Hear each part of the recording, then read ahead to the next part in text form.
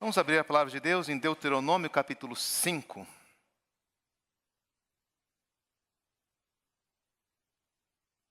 Hoje, nosso sermão será nos versos 6 a 15. Mas nós vamos ler até a partir do verso 4, apenas para fazer a transição da nossa passagem.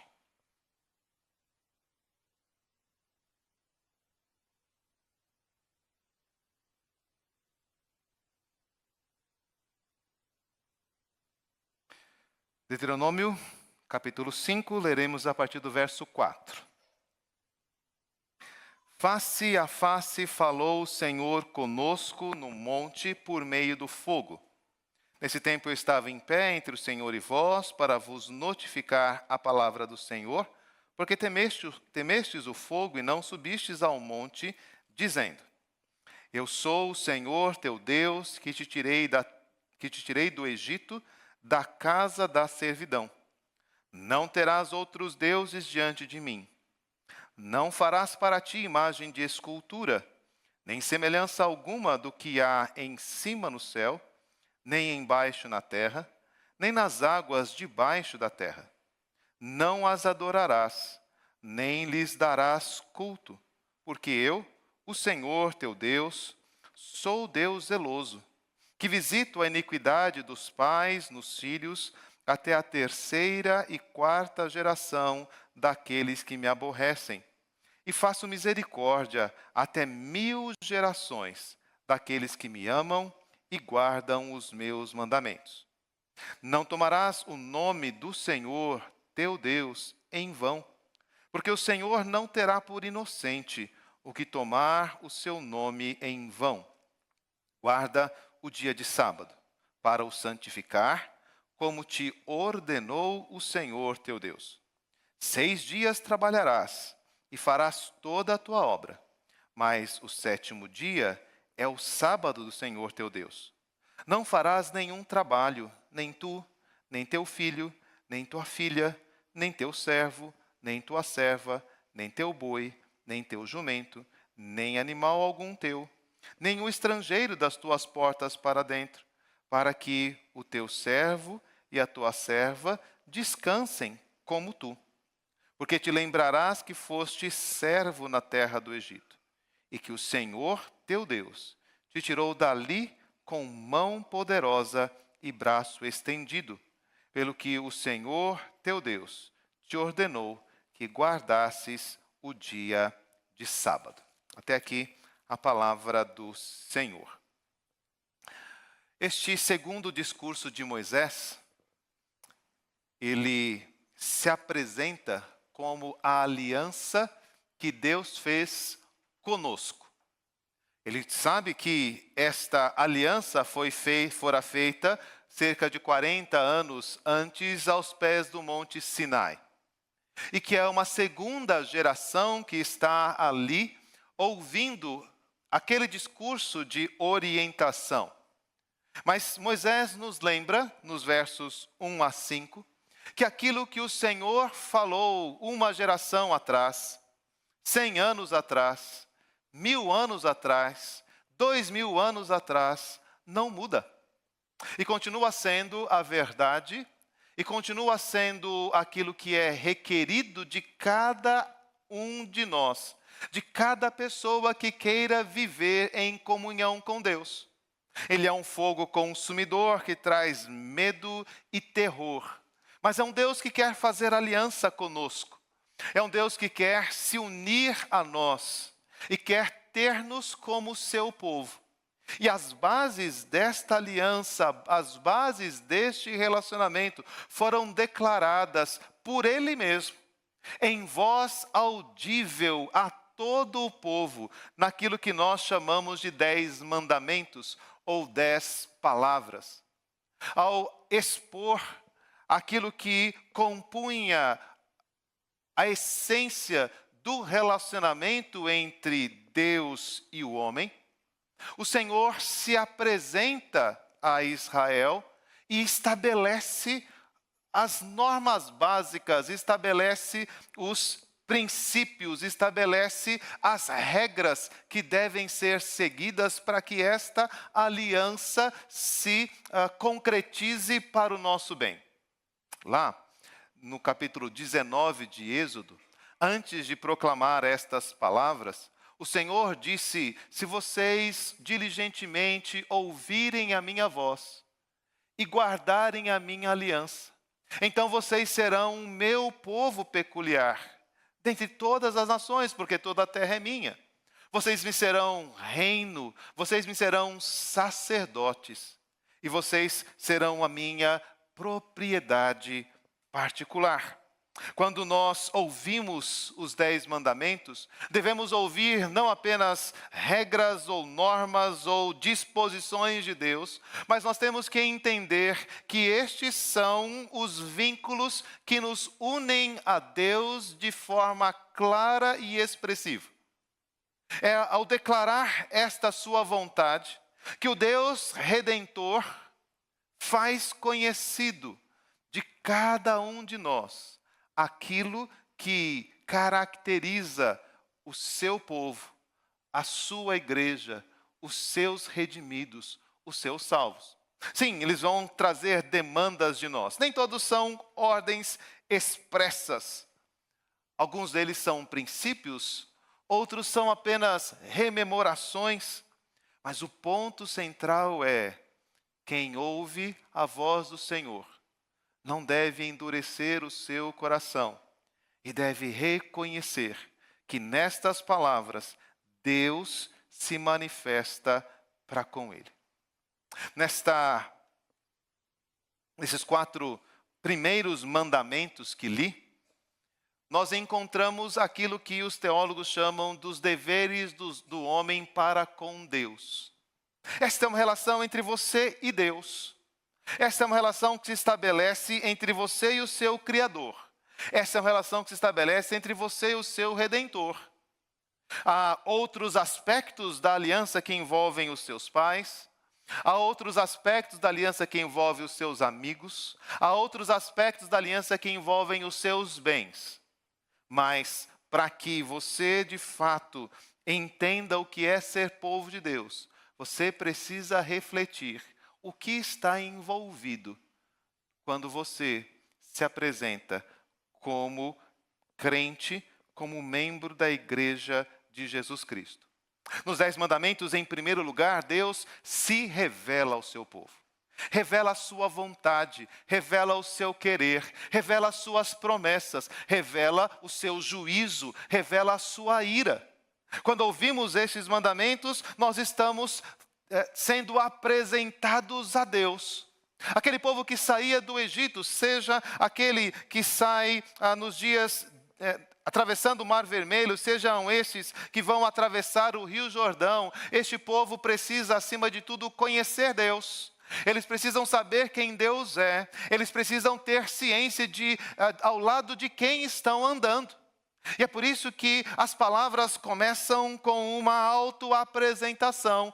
Eu sou o Senhor, eu sou Yahvé, o Deus de vocês, que tirou vocês do Egito, da casa da servidão. O Senhor nos libertou, o Senhor nos salvou, o Senhor nos tirou do império das trevas e nos trouxe para o reino da sua maravilhosa luz. Sem reconhecê-lo assim, não há por que ouvir a sua vontade. Não há por que saber o que lhe agrada. Não há por que se interessar por suas promessas ou temer o seu juízo. Se você ainda é escravo do Egito, Deus não é o teu Deus. Se você ainda é escravo do mundo, Deus não é o teu Senhor. Se você ainda é escravo da sua própria vontade, a vontade de Deus não significará nada para você. Para que você possa de fato caminhar com Deus, você precisa reconhecer que algo extraordinário foi feito em seu favor, quando Jesus Cristo subiu na cruz e ali entregou a sua vida, derramando o seu sangue, para que os seus pecados pudessem ser libertados. Nenhuma dessas coisas podem ser vividas, nenhuma dessas coisas podem ser experimentadas se alguém ainda não foi salvo por Jesus Cristo.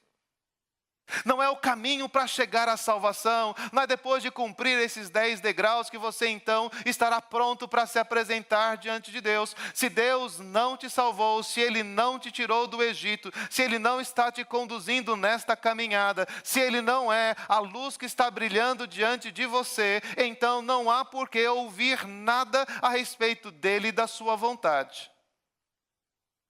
A primeira coisa a reconhecer nos 10 mandamentos é: Ele é o nosso Deus e nós somos o povo dele. Muitas pessoas dizem: eu acredito em Deus. Muitas pessoas dizem: eu amo a Jesus, eu creio em Deus, eu gosto da igreja. Muito bem. Para você que diz estas coisas, para que você que se identifica assim, para você que reconhece que há sim um Deus no céu que deve ser adorado e servido, para você que reconhece que há um benefício, algo belo e bom em andar com Ele, então Ele tem 10 palavras para te dizer.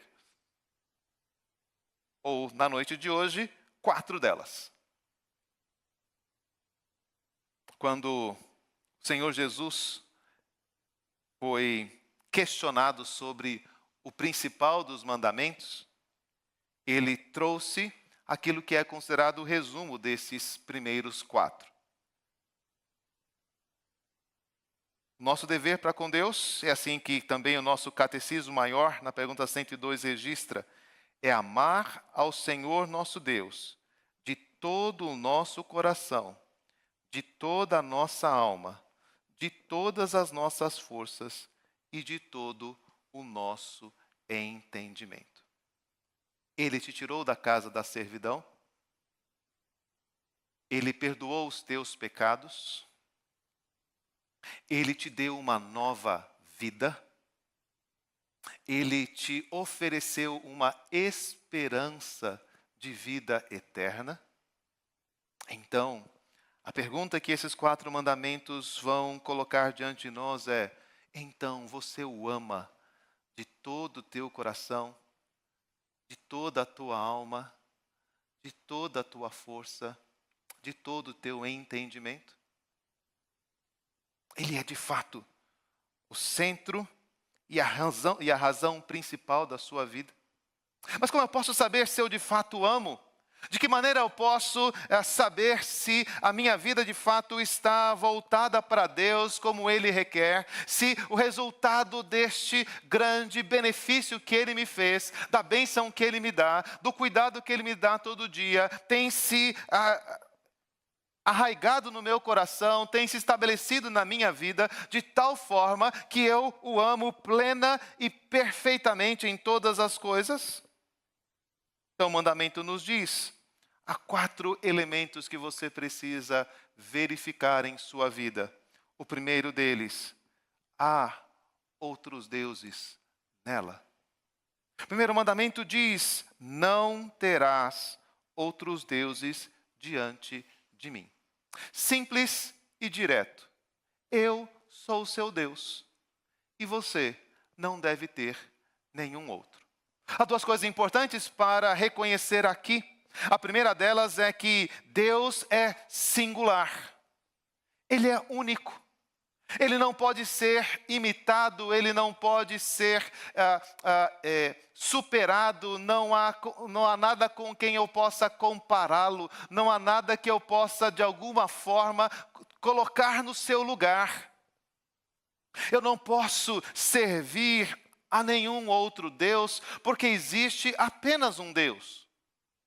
Enquanto eu vivia segundo o curso deste mundo, enquanto eu vivia de acordo com os valores dessa terra, os povos, as nações, as pessoas têm os seus deuses, os seus poderes, os seus temores, as suas alegrias, as suas glórias, as suas confianças. Uns confiam em carros, outros em cavalos, outros em príncipes. Uns confiam na sorte, outros confiam no dinheiro. Outros parecem colocar toda a sua vida nos seus esforços. Alguns que esperam que alguém venha e os redima, alguém venha e os ajude, seja da política, seja das artes, seja do esporte ou qualquer coisa assim. Todos aqueles que precisam de salvação buscam por um Salvador. Todos aqueles que estão insatisfeitos buscam por satisfação. Todos aqueles que estão prejudicados buscam por alguém que possa restituir o que perderam. Mas você foi retirado do Egito, da casa da perdição, da casa da servidão. Este Deus completou o vazio da sua alma. Esse Deus pode conduzir os seus dias. Este Deus é o socorro presente em toda a tribulação. É a Ele quem você recorre quando você está aflito. É a Ele a quem você agradece quando alguma coisa boa e que você desejava aconteceu. Tem mais alguém que faz essas coisas por você? Há mais alguém que alimenta a tua alma? Há mais alguém que sustenta o seu coração? Há mais alguém que pode fazer por você quando Deus falhar? A convicção que os 10 mandamentos nos trazem é: você precisa entender que você não pode, depois que conheceu a Deus, confiar, buscar ou depositar a sua esperança em nenhum outro que não seja nele e naquilo que ele faz. Porque não existe outro que possa te trazer amigos, não existe outro que possa te trazer sustento, não existe outro que possa te trazer diversão, não existe outro que pode trazer lazer. Quando você recebe estas coisas, todas essas coisas foram criadas por Deus. Ao Senhor pertence o céu e a terra, o mundo e tudo que nele se contém. Ele fundou a terra e é por isso que ela não se abala. Você não pode ter outros deuses porque não existe outro. Não há outro criador, não há outro sustentador, não há outro redentor. O que há são farsantes. O que há são ladrões. O que há são mentirosos. O que há são deuses que não cheiram, que não falam, que não andam, que não apalpam, que nada podem fazer por você. Se você ama a Deus de todo o seu coração, você percebeu isso. Mas os deuses estão aí, espalhados por todos os lugares, chamando a sua atenção, colocando medo em você, dizendo: Deus não vai poder fazer isso por você não. Não há salvação para você em Deus. Se você buscar ao Senhor, a sua vida não vai chegar, se você andar nos caminhos do Senhor, a vida não vai chegar onde você deseja, onde você espera, onde você quer. Os deuses estão aí oferecendo caminhos, propostas, formas de vida que querem dominar o nosso coração. E então nos tornamos servos do trabalho, então nos tornamos servos dos prazeres, então nos tornamos servos da mentira, então nos tornamos servos dos homens, então nos tornamos servos das coisas. E elas se tornam o Senhor para nós. As bases do nosso relacionamento com Deus é: reconheça a singularidade de Deus. E então, lhe dê exclusividade.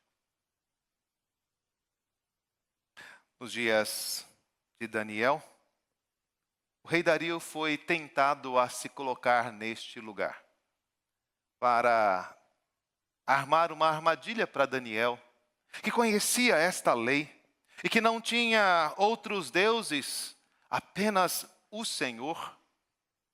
Disseram a Dario que fizesse um decreto, que homem nenhum, mulher nenhuma, fizesse qualquer pedido ou oferecesse qualquer ação de graças a qualquer homem ou Deus, senão ao imperador, ao rei Dario, no período de 30 dias. E quando Daniel ouviu que o decreto estava assinado, diz o texto de Daniel 6. Ele foi para sua casa. Nas janelas abertas para o lado de Jerusalém, continuou a orar 3 vezes ao dia, como ele costumava fazer. Daniel não tinha outros deuses. Ainda que impedido pela lei de fazer pedido a qualquer Deus, ele não podia fazer pedidos a Dario. Ele não podia suplicar pela restauração de Jerusalém ao imperador persa. Não estava no poder daqueles homens reconstruir o templo de Jerusalém, devolver o povo de Israel à terra de Canaã. Somente Deus poderia fazer isso. Não, mas ele era o imperador, agora assumiu a Babilônia, ele poderá nos ajudar. Não. Daniel conhecia bem as bases da sua aliança. Ele vive na presença de Deus.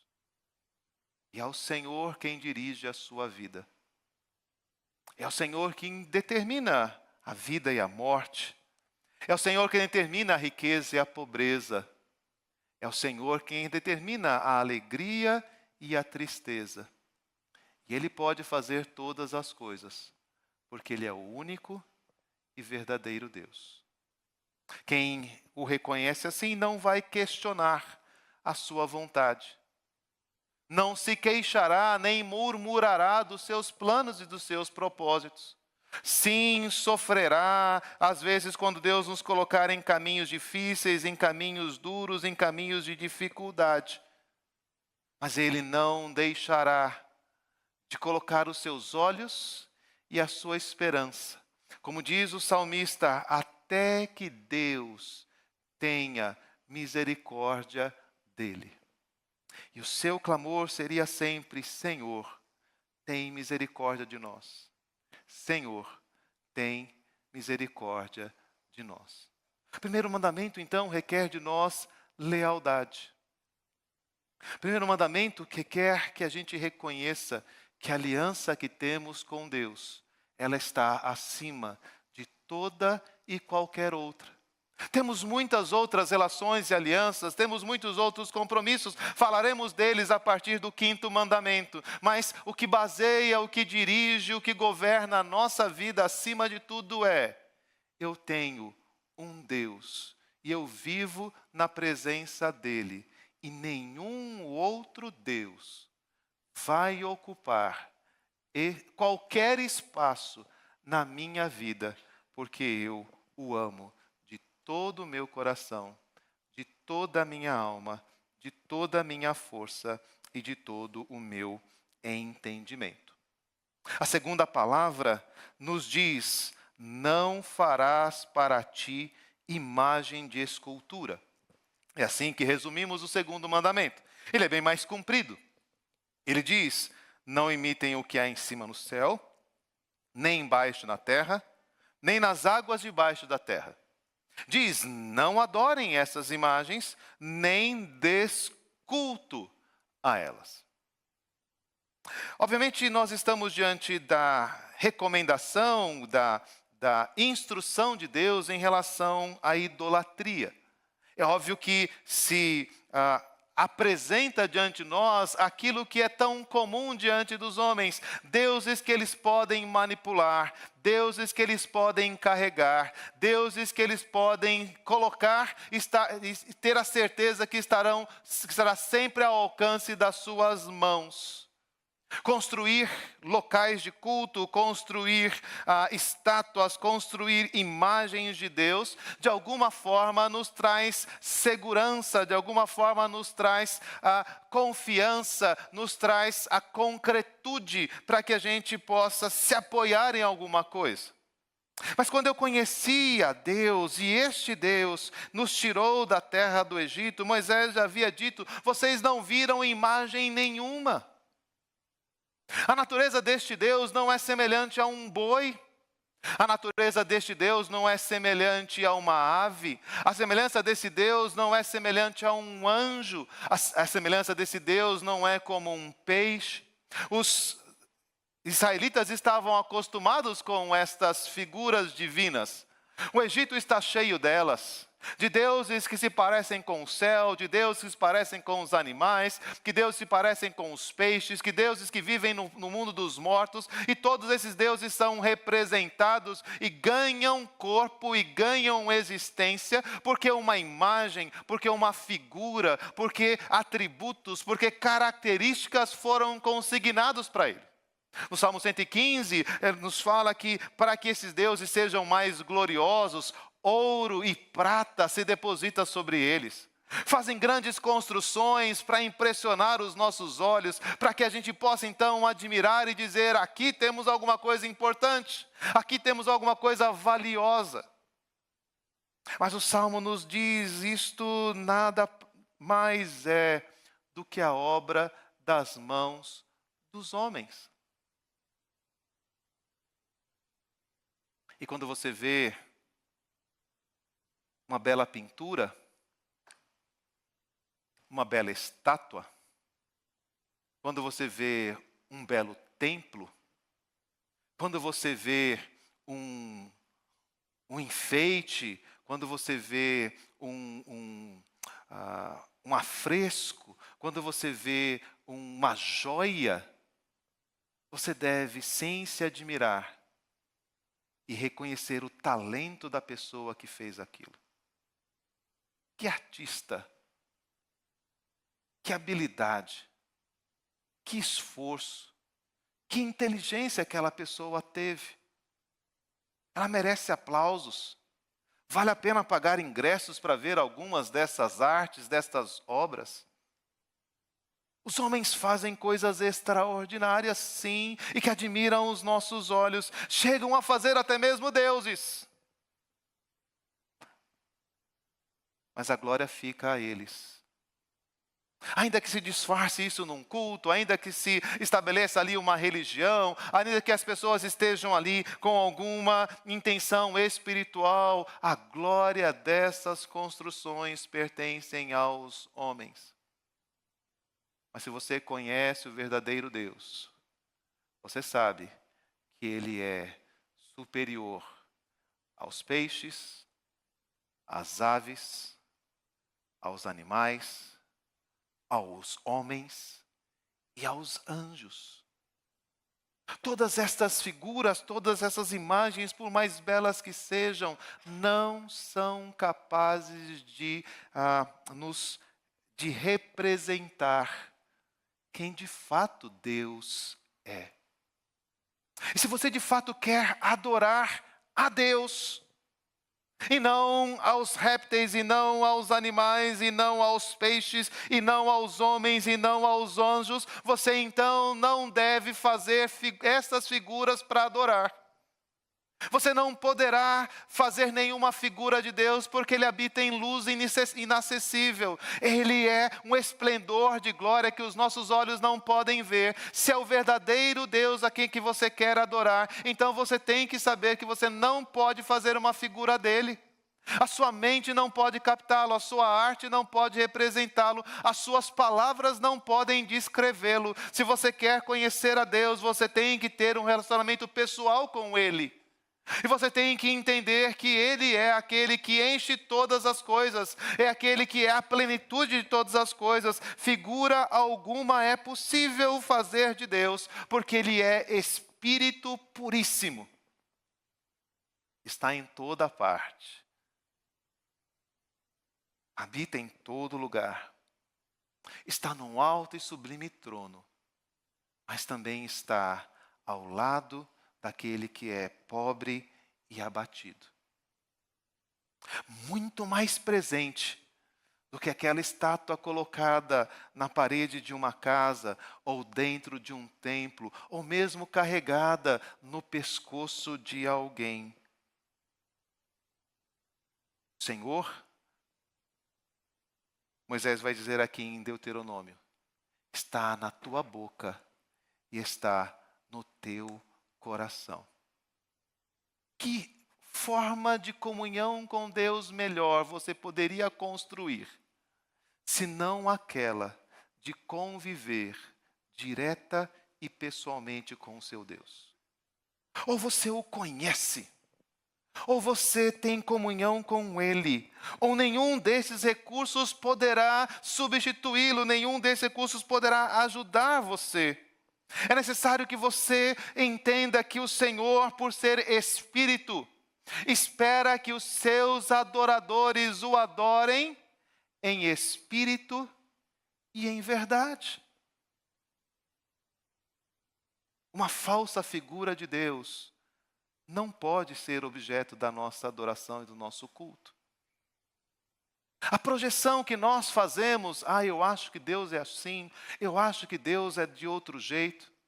Quando nós avançamos no entendimento deste mandamento, nós descobrimos que não estamos tratando apenas das imagens físicas que fazemos de Deus, mas também de muitas imagens, de muitas considerações, de muitos atributos que nós criamos em lugar daquilo que Deus revelou de si mesmo.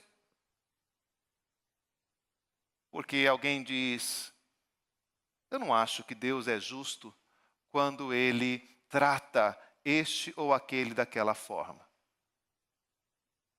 Ou alguém diz, eu não imagino que Deus, sendo amor, vai rejeitar esta ou aquela pessoa por aquilo que ela faz.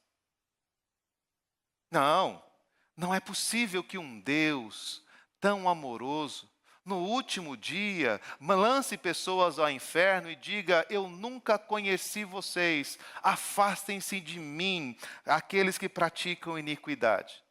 Todas as pessoas acham que estão fazendo uma coisa boa, criando uma imagem de Deus melhor, melhorando o seu impacto, a sua fama, fazendo com que ele seja mais agradável, mais palatável, mais agradável à vista dos homens. Mas há um único problema, Deus não é assim. Ele é um Deus descrito aqui no texto como zeloso, que visita a iniquidade dos pais nos filhos até a terceira e quarta geração. Mas isso não é justo, foi meu pai que se tornou idólatra, mas os efeitos da idolatria do seu pai vão estar nos filhos, vão estar nos netos, vão estar nos bisnetos, e Deus levará a sua mão, colocará a sua mão e pesará a sua mão sobre esta família, para que ela entenda que não deve servir a imagens e esculturas, que não deve buscar os deuses deste mundo, que não deve adorar a Deus conforme os seus desejos. Deus deixará muito claro, até 4 gerações a esta família, de que a sua iniquidade precisa ser abandonada. Mas não é justo. É o que você diz sobre Deus. O que Ele diz sobre Ele mesmo é, eu não vou tolerar alguém que tente me imitar. Não é assim? Você não fica ofendido quando alguém fala de você alguma coisa que não é verdade? Você não fica entristecido quando sabe que alguém fez uma crítica, fez uma difamação, às vezes até mesmo justa? Porque você acha que Deus pode ficar feliz quando nós dizemos dele aquilo que ele não é, quando nós o criticamos pelas coisas que ele faz, quando nós nos queixamos da maneira como ele nos trata? Porque você acha que Deus ficaria feliz? Você está em comunhão com ele, então você precisa saber. E para adorar o Senhor, você não pode fazer imagens dele. Mas é esse mesmo Deus que diz, quando alguém me ama, quando alguém me conhece, quando alguém deseja ter compromisso comigo, quando alguém guarda os meus mandamentos, eu não me esqueço. 1000 gerações depois, eu estarei derramando a minha bênção, eu estarei derramando o meu cuidado sobre aqueles que manifestaram o desejo de colocar a sua vida e a sua família aos meus cuidados. É engraçado que a gente tem essas manias. A gente acha e quer dar explicações nesse segundo mandamento, dizendo, né, que não é bem assim, cada um faz o seu pecado, Deus não vai punir o pecado nos filhos, nem nos netos, não, Deus vai punir o pecado em cada um. Existe uma verdade em relação a isso, mas eu tenho que entender que existe um outro lado da moeda. O texto está dizendo que se você ama a Deus, não dá nem para contar. 1000 gerações serão abençoadas porque você é um crente fiel, porque você fez aliança com Deus, porque você andou nos caminhos do Senhor. Nós não conseguimos chegar nesta conta. Nós, na igreja brasileira, temos 5, 6 gerações de crentes, de pessoas tementes a Deus. Sim, alguns filhos se desviam, outros se mantêm no caminho do Senhor, mas todos estão sendo guardados pelo cuidado da aliança que o seu bisavô, que o seu tataravô teve quando entregou-se ao Senhor e o adorou. Sirva a Deus como Ele é. Apresente-se diante de Deus com pureza. Não misture as suas ideias, os seus desejos, os seus anseios com a figura, com a presença, com a glória de Deus. Deus reservou esta figura e esta imagem. E Ele estabeleceu a maneira como nós poderíamos vê-lo e contemplá-lo em sua perfeição. Ele não permitiu que homem algum fizesse imagem ou semelhança do que há em cima no céu, embaixo na terra, nem nas águas debaixo da terra. Mas então, Ele mesmo se fez carne na pessoa de Jesus Cristo. Apresentou diante de nós toda a sua glória e nós conseguimos então ver a glória verdadeira do nosso Pai. A graça e a verdade foram reveladas para nós em Jesus Cristo. Ele é a exata expressão do Deus invisível, disse o apóstolo Paulo. É desta forma que nós vamos saber quem Deus é, quais são as suas características, quais são as suas virtudes, quais são os seus desejos, quais são os seus projetos, os seus planos. Quando você quiser conhecer a Deus de verdade, olhe para Jesus Cristo. Quando você quiser ver, apalpar, sentir, lembre-se daquilo que os apóstolos disseram sobre Jesus Cristo e saiba que Ele voltará para que você possa ter este contato e esta bênção da parte dEle. Ao prestar culto, quando fazemos aliança com Deus, nós lembramos que o nosso culto deve ser o mais próximo, ele deve ser o mais comprometido, o mais puro, seguindo os padrões que Ele mesmo trouxe diante de nós. Não somos nós que julgamos a Deus, Ele quem nos julga. Não somos nós que determinamos o que Ele deve fazer, é Ele quem diz o que nós devemos fazer. A terceira palavra, o terceiro mandamento diz: não tomarás o nome do Senhor, teu Deus, em vão. Porque o Senhor não terá por inocente o que tomar o seu nome em vão. Esse mandamento tem sido conhecido e tem sido pregado e ensinado na sua característica mais básica. O nome do Senhor é santo e deve ser reverenciado e deve ser usado com todo o cuidado. Alguns resolveram então lidar com o seu problema de uma forma bastante curiosa. resolveram tratar deste problema de uma forma bastante prática. Para que eu não incorra no perigo, no pecado do terceiro mandamento, eu simplesmente não vou usar o nome de Deus. Então, eu não vou tomá-lo em vão. Se eu não pronunciar o nome dele, se eu não falar o nome dele, se eu não usar as palavras que se referem a ele, então eu não vou me colocar no perigo deste pecado. Só tem um problema. Ele é tudo em todas as coisas. Como você vai ser dele sem referir a ele? Como você vai buscá-lo sem invocar o seu nome? Como você vai conhecê-lo sem ouvir a proclamação do seu nome na sua palavra? Não é possível evitar o nome de Deus. Não é possível deixar de pronunciá-lo. Não é possível deixar de se referir a ele. Ele é tudo em todos. Por isso, nós precisamos de uma outra solução. E esta solução é: faça que o nome do Senhor na sua boca seja útil. Veja a diferença. Uma coisa é, não fale bobagem em nome do Senhor. Mas alguém que ama a Deus de todo o coração, de toda a alma, de toda a sua força e de todo o seu entendimento, haverá de falar do Senhor o tempo todo. Haverá de comunicar a glória e a grandeza do Senhor sempre que puder, entoará louvores ao nome do Senhor, bendirá o nome do Senhor, anunciará o nome do Senhor de geração em geração. Quando você tomou o nome do Senhor, você se comprometeu em fazer todas estas coisas, toda a sua vida, para todo sempre.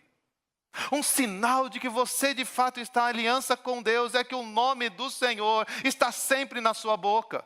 É que o nome do Senhor sempre é proclamado por você, que colocado sobre você o nome do Senhor não se tornou inútil, não se tornou vazio. Você não pegou aquele talento e escondeu debaixo da terra e deixou ali até o Senhor voltar. Mas saiu com aquele valor e proclamou e dividiu e multiplicou e fez com que esse valor alcançasse mais pessoas, abençoasse mais pessoas, transformasse mais pessoas. Foram as pessoas que, chegando a Antioquia, resolveram falar de Jesus para gentios, além dos judeus, que foram pela primeira vez chamados de cristãos. O nome de Jesus não era uma coisa vã, para ser deixada para os momentos de culto, para ser deixado apenas para situações específicas de crise ou de felicidade. O nome do Senhor era a vida deles. A promessa de Jesus para o vencedor é que colocaria sobre o vencedor o nome dele, o nome do Deus dele, o nome da cidade do Deus dele. Ter o nome de Jesus sobre nós é aquilo que caracteriza a nossa salvação. Não faça isso inútil. Depois de ter conhecido Jesus, você precisa dar utilidade a este seu compromisso. É necessário entender que somos identificados por Deus. Aquilo que você faz é reconhecido como a obra de Deus neste mundo. Aquilo que você fala é a palavra de Deus às pessoas. Ou aquilo que você estende nas suas mãos para fazer, é o Senhor quem está cuidando. Depois que você foi retirado do Egito, da casa da servidão, espera-se que você trabalhe incessantemente por este nome, que você levante bandeiras em nome dele, que você se comprometa com trabalhos em nome dele, que você renuncie coisas em nome dele, que você se aproxime de Deus em nome dele. Você não pode viver mais sem este nome. Não faça este nome inútil. Não diga como Asaf chegou a dizer: em vão eu guardei os caminhos do Senhor. Só em pensar isto, disse Asaf, eu teria traído a geração dos teus filhos. As bases da nossa aliança com Deus é: nós carregamos o nome de Jesus. E onde quer que eu passe, eu quero que as pessoas saibam que eu pertenço a Ele, que Ele é o meu Salvador, que Ele transformou a minha vida. Sim, é necessário ter reverência. Se eu zombo, se eu faço piadas, se eu faço chacotas com o nome de Jesus, com as coisas referentes a Ele, com a igreja, com a fé, com os meus irmãos, eu certamente estou quebrando o terceiro mandamento. Cristo vive no meu irmão. E quando eu falo mal dele, eu falo mal da obra de Cristo nele. Cristo morreu pelos pecados do meu irmão.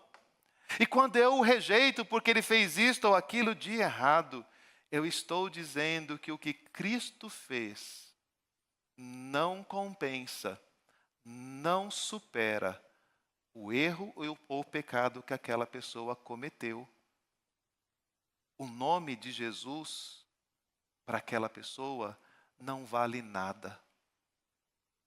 Sim, quebramos o terceiro mandamento quando nós não perdoamos. Quebramos o terceiro mandamento quando nós fazemos críticas, graças, quando nós desprezamos, quando nós desconsideramos as coisas de Deus, a Bíblia, a oração, os hinos. A sua palavra tem que ser sempre temperada com sal. Deus não vai achar que foi de brincadeira. Deus não vai tomar por inocente aquele que não fizer bom uso do seu nome. Ele fez tantas coisas por nós. Ele nos libertou do pecado.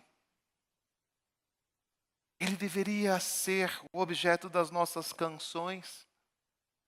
Ele deveria ser o objetivo das nossas orações. Ele deveria ser a nossa lembrança toda noite quando nós colocamos a nossa cabeça no travesseiro. Ele deveria ser a primeira coisa que vem à nossa mente quando a gente acorda pela manhã. Alguém que ama a Deus de todo o coração, de toda a alma, de toda a força e de todo o entendimento, sabe o que é isto. Por fim, o quarto mandamento nos diz: guarda o dia de sábado para o santificar, como te ordenou o Senhor teu Deus. O quarto mandamento trata da nossa obediência a este Senhor. Mas é curioso que esta obediência não é tratada, não é apresentada a partir do trabalho que fazemos.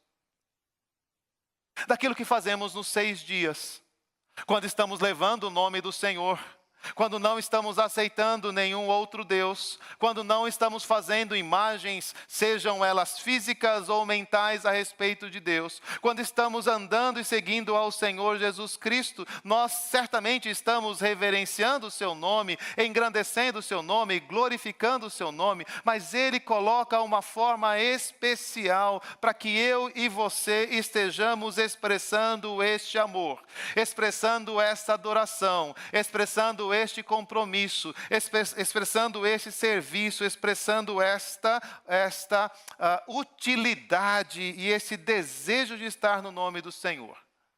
Ele diz: uma vez por semana, pare e não faça nada. É curioso isto. Porque a gente quer expressar o nosso amor fazendo coisas. entregando folhetos, cuidando bem da casa, instruindo aqueles que estão mais fracos na fé, ajudando aqueles que estão perdidos, orientando aqueles que estão em pecados. Nós entendemos a consagração como estes atos de honrar e glorificar a Deus no nosso trabalho, na nossa família, no nosso dia a dia, nos nossos relacionamentos. E sim, todas essas coisas honram e glorificam o nome do Senhor. Vamos falar sobre elas nos 6 mandamentos seguintes. Mas o nosso relacionamento com Deus, a melhor forma para dizer que nós o amamos de todo o nosso coração, de toda a nossa alma, de toda a nossa força e de todo o nosso entendimento, é não fazer nada.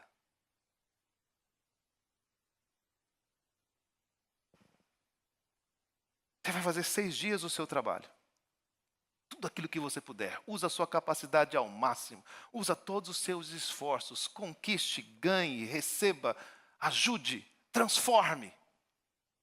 Mas no 7º dia você vai lembrar que o Senhor disse para você confiar nele e descansar.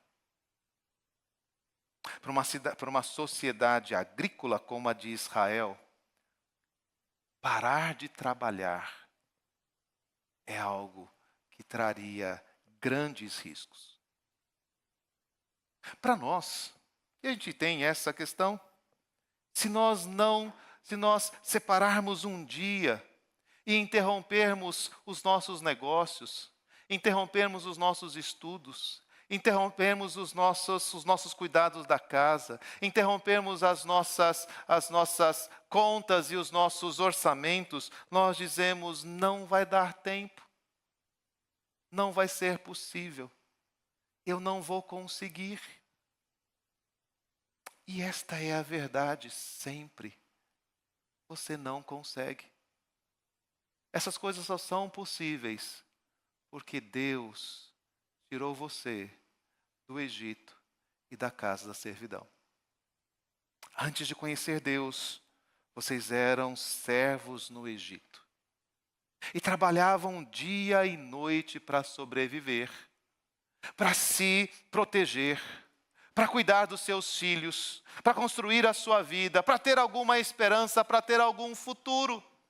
Sim, estava tudo nas tuas mãos, e se você não trabalhasse dia e noite, 24 horas por dia, muito provavelmente você veria a ruína chegar sobre a sua vida. Mas o fato é que não importa quanto você trabalhe no Egito, você sempre será um escravo. Mas você foi libertado da casa da servidão. E Deus quer que você experimente, exercite isto de forma clara, de forma absoluta, de forma concreta. Então Ele diz, um dia por semana, não faça nada.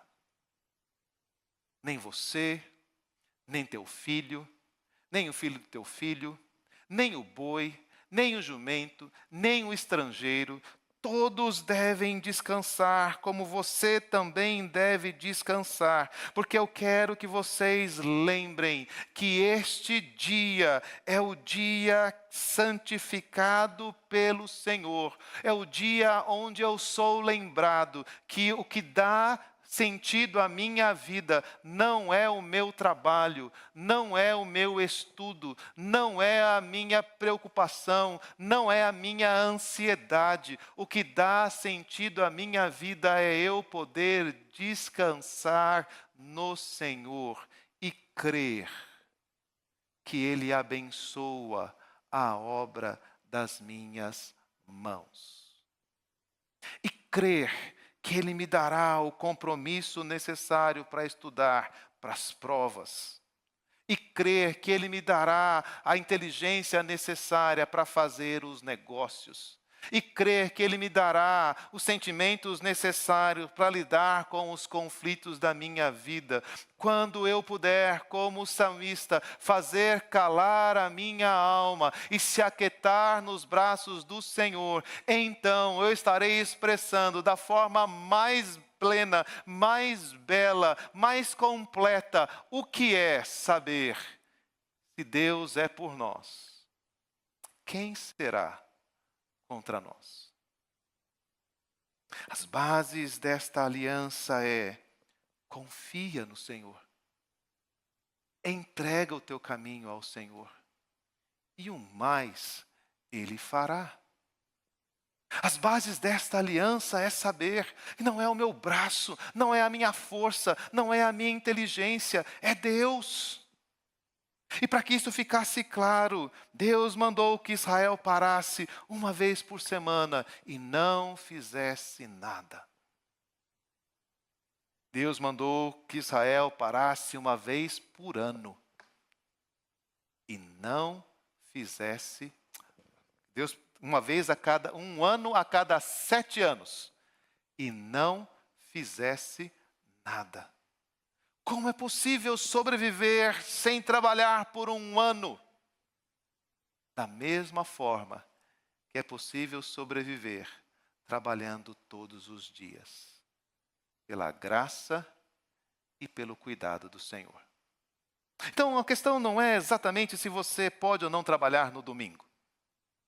Não é esse o ponto. A questão não é se é certo ou não estudar para as provas que vão ter amanhã, no domingo à tarde. Se você deve ou não visitar ou descansar, essas coisas podem ser discutidas em outra dimensão. A pergunta central que os 10 mandamentos nos trazem é: em que você confia para a sua atividade de amanhã?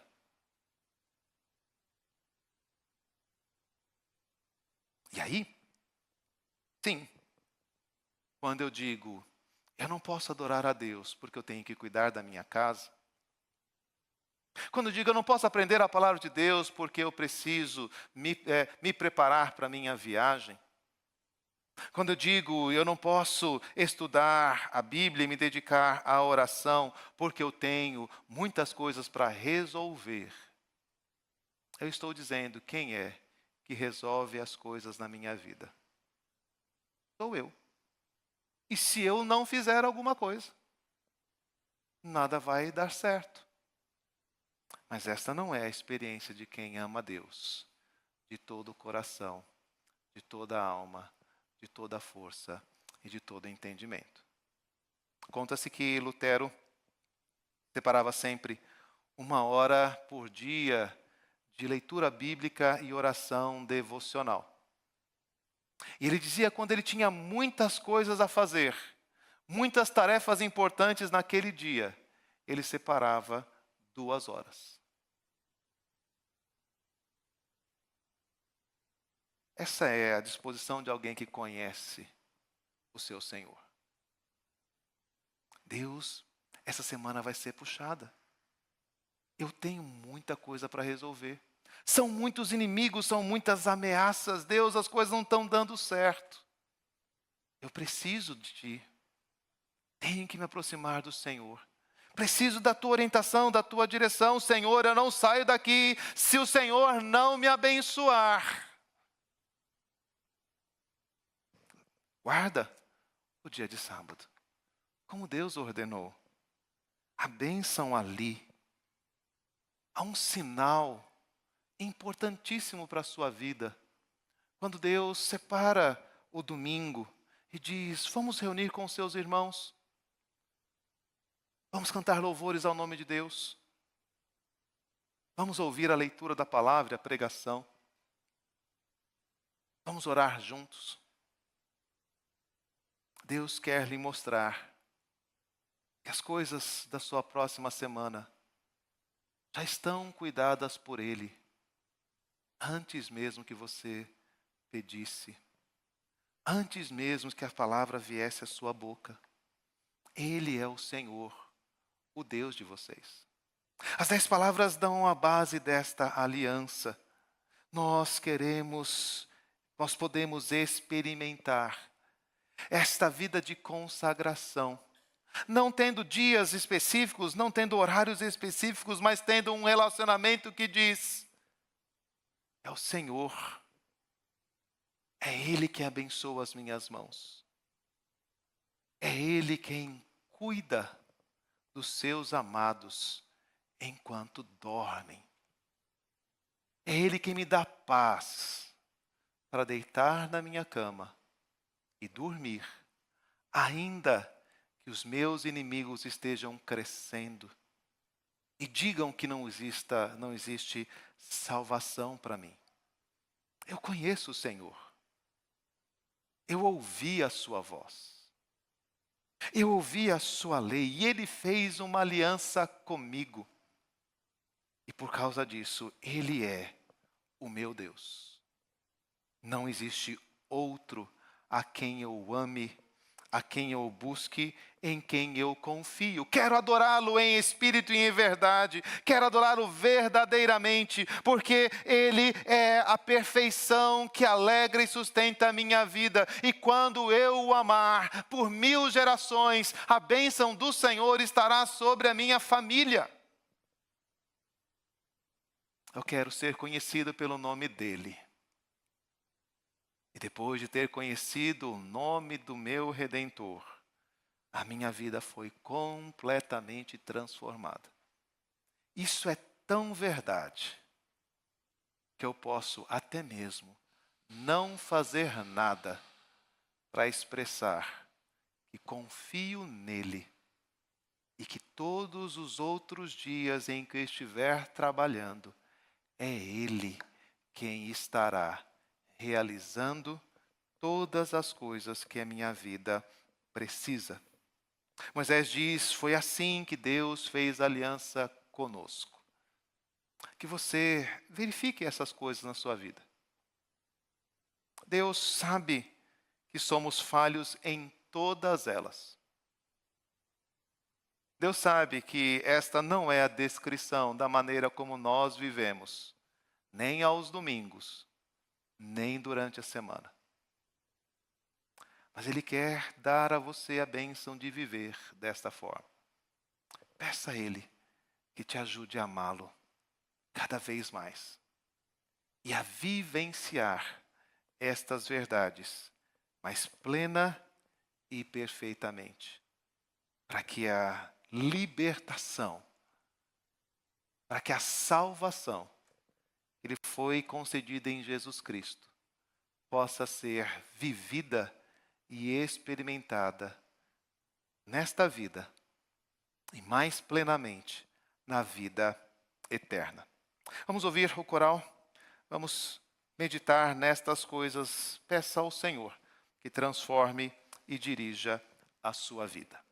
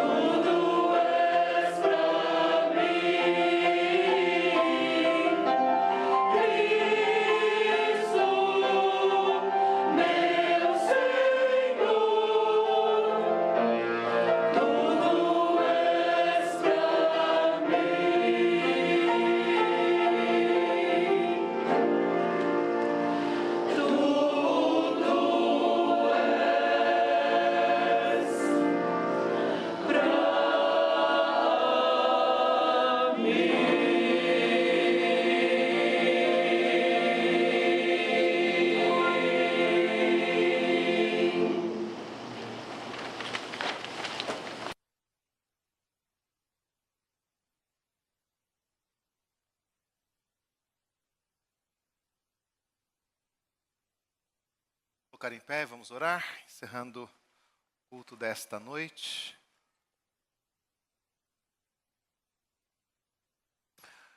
Obrigado, Senhor, por vir até nós e mostrar a sua glória. Ajuda-nos, ó Deus, a reagir de forma adequada a toda a beleza e majestade que foram postas diante de nós. Dá-nos, ó Deus, verdadeira admiração por Ti e por aquilo que o Senhor faz, de tal forma que não busquemos outros deuses e não os sirvamos, de tal forma que não queremos outra visão, outra imagem do Senhor, senão aquela que nos foi dada na pessoa de Jesus Cristo. De forma, ó Deus, que tomemos o Teu nome de forma útil, agradável, de forma transformadora, e que todos aqueles que estiverem em contato conosco percebam que estivemos com o Senhor. E ajuda-nos, ó Deus, a descansar em Ti, não apenas em dias específicos, mas em todo o tempo, quando trabalhamos e quando descansamos, quando agimos e quando aguardamos, que sempre lembremos que o Senhor é quem nos abençoa e dirige todas as coisas. E assim, ó Deus, que a cada dia o nosso coração Te ame cada vez mais. Confie no Senhor cada vez mais. Espere pelo Senhor cada vez mais e sirva ao Senhor cada vez mais. Concede esta graça à Tua igreja, é o que nós te pedimos em nome de Jesus. E que a graça do nosso Senhor e Salvador Jesus Cristo, o amor do nosso bondoso Deus e Pai, a comunhão, a consolação, a direção do Espírito Santo de Deus estejam sobre vós, igreja de Cristo, sobre todo o povo do Senhor permaneça hoje e para todos sempre. Amém.